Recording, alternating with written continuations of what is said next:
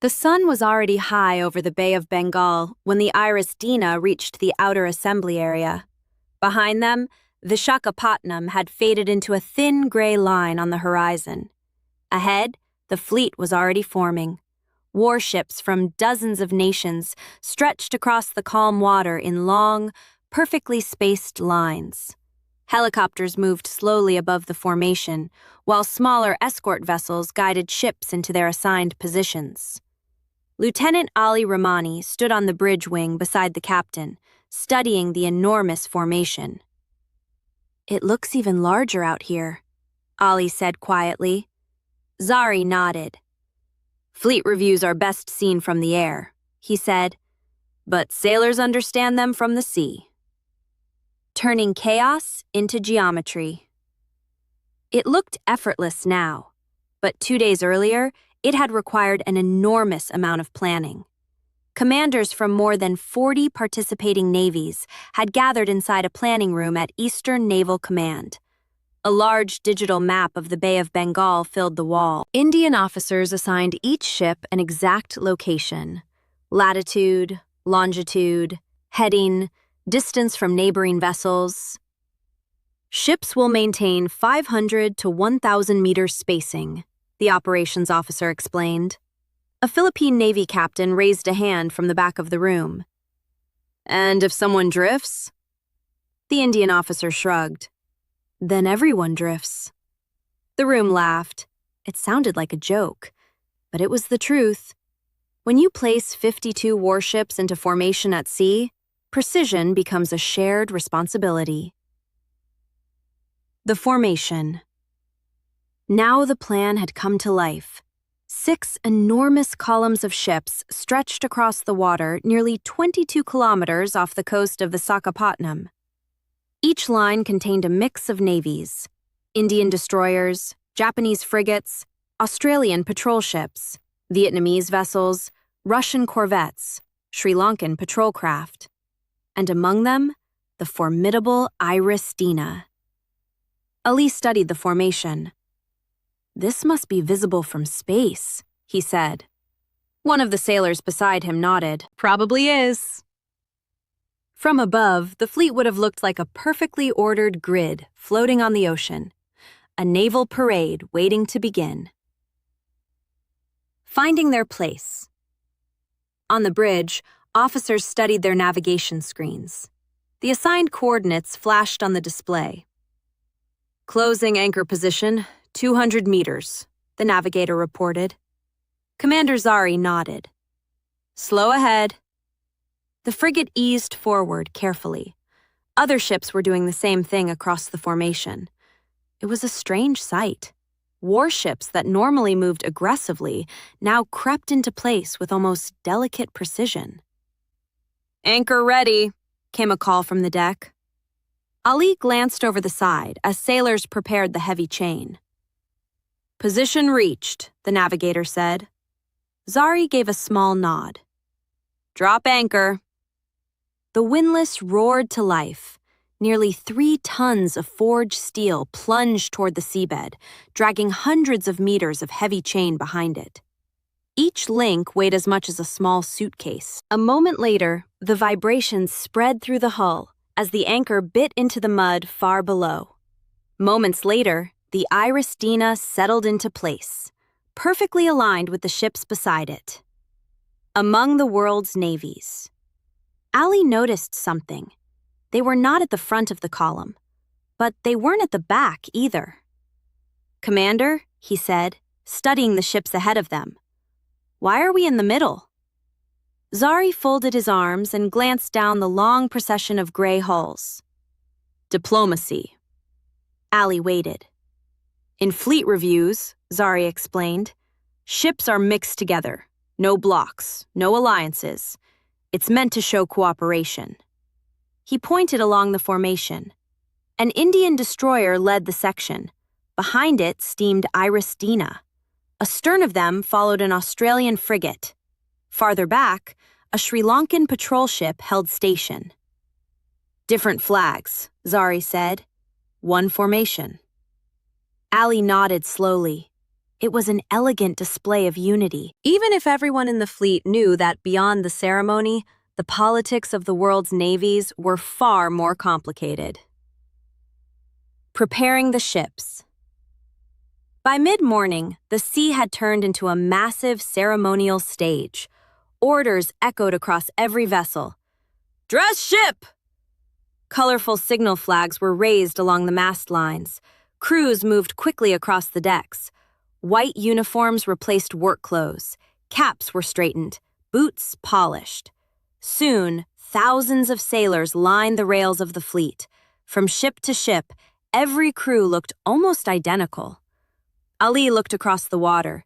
Even the Russians looked disciplined today. A sailor beside him whispered, "Do you think they practice this?" Ali laughed. "They're sailors. Of course they practiced." The arrival of the reviewing authority. A distant boom rolled across the water, then another. "21-gun salute," someone said. Far down the formation, a sleek patrol vessel appeared. "INS Sumeda," the radio operator confirmed. On board was President Draupadi Murmu of India. She would serve as the reviewing authority, sailing between the columns to inspect the assembled fleet. Ali straightened his posture. Across the ocean, thousands of sailors did the same thing. "Stand by to salute," shouted a petty officer. The presidential vessel slowly entered the first column, then the next. It moved at a slow, deliberate pace. A ship inspection on a scale almost impossible to imagine. The Fleet Review. Far down the line, INS Sumeda moved slowly between the anchored ships, its white superstructure bright against the blue water.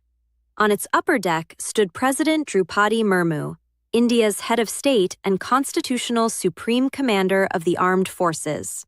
She was flanked by Indian naval officers and members of the reviewing party. In India's parliamentary system, the Prime Minister directs the government, but the President formally represents the nation and its military at ceremonies such as the International Fleet Review.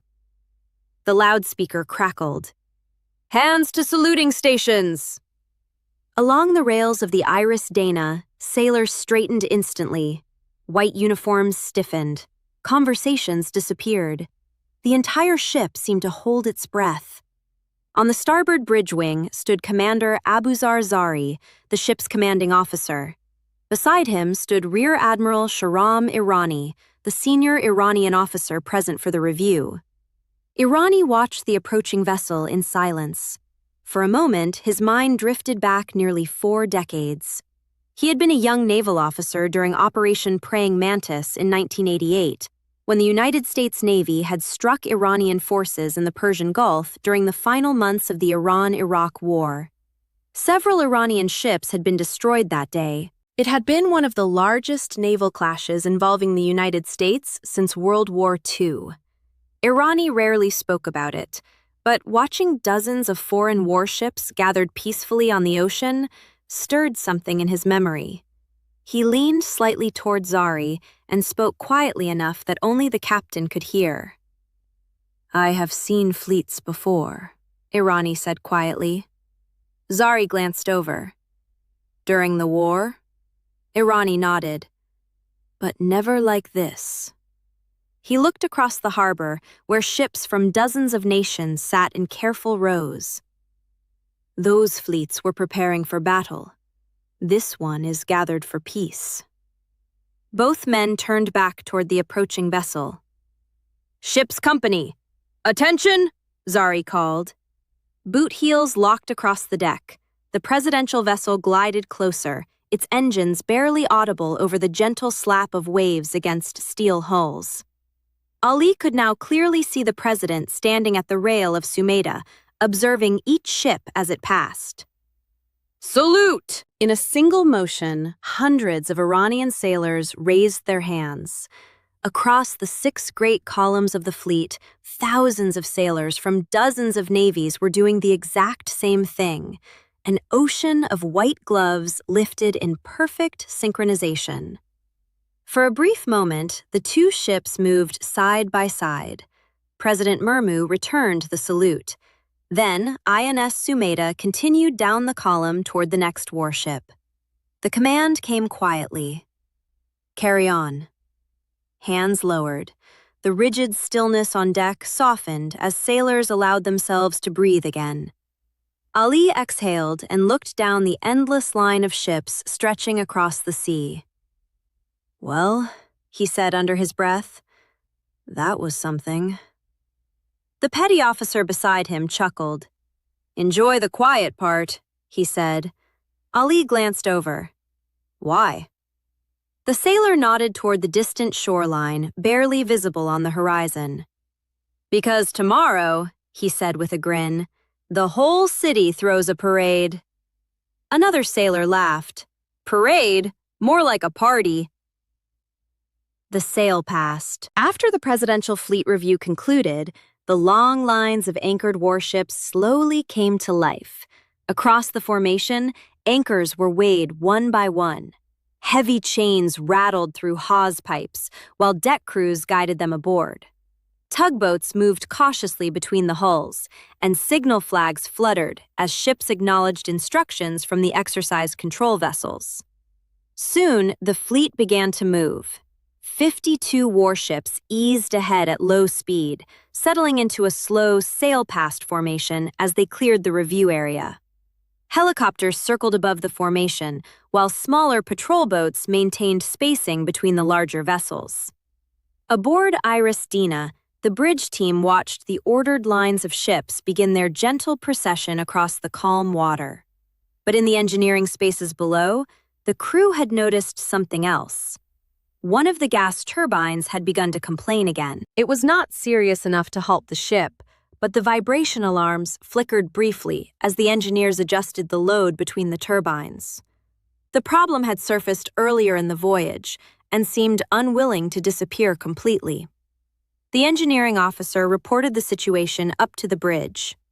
"Nothing critical," he assured them, "but we are running comfortably on one turbine for now." Commander Zari nodded and glanced at the formation ahead. The fleet was only making a few knots, barely faster than a slow patrol. For the moment, Dina could easily keep station.